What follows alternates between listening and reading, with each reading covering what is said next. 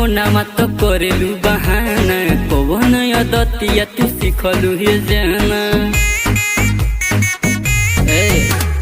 करे जे फोनमा तो करेलू बहाना कौन अदतिया तू सिखलू हे जाना मिलबू न हमसे तो दूसरा से सेट हो जाई हो तो फौजी रे आई हाँ जाए के टपरी पे वही जावे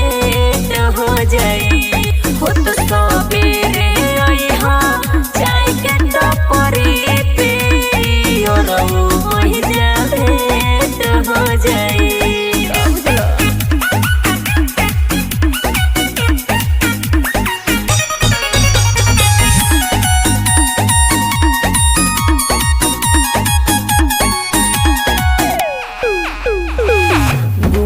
काहे करत बाड़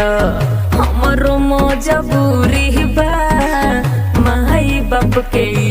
इज्जत बढ़वले दूरी बा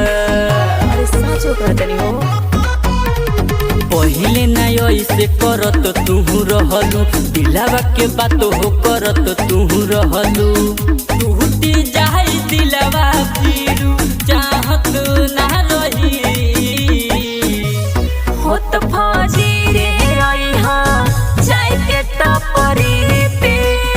वही जावे हो जाई हो तो सबेरे आई हाँ जाए के टपरी पे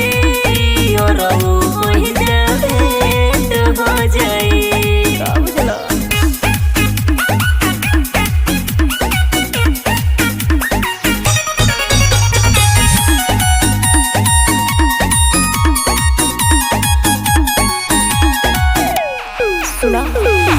यादो आनंद हौआ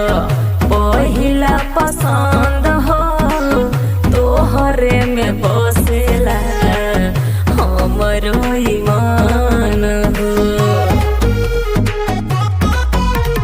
कहा बाट बाटे की सच कहतारू दिल फिर कहता कि झूठ बोलतारू यदि बात झूठ होई फेर गरिया हो तो फौजी रे आई हाँ जाए के टपरी पे वही जावे हो जाई हो तो सबेरे